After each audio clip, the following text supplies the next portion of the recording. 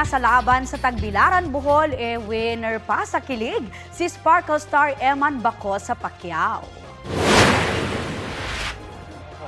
Inspired din po ako dahil sa inyong lahat at lalo na kaibigan po.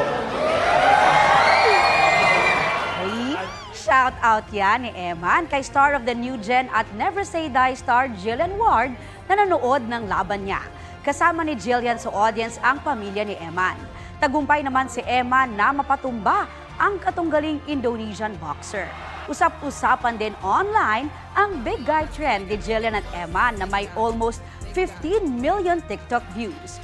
Curious din ang marami sa TikTok bio ni Eman na initials na JW at heart emoticon. Tanong ng netizen, si Eman na nga ba ang big guy ni Jillian?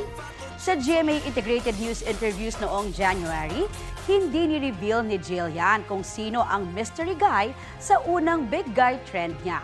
Pero inamin niyang nanliligaw ito sa kanya. Si Eman naman inamin sa interview ng Fast Talk with Boy Abunda noong November 2025 na celebrity crush niya si Jillian.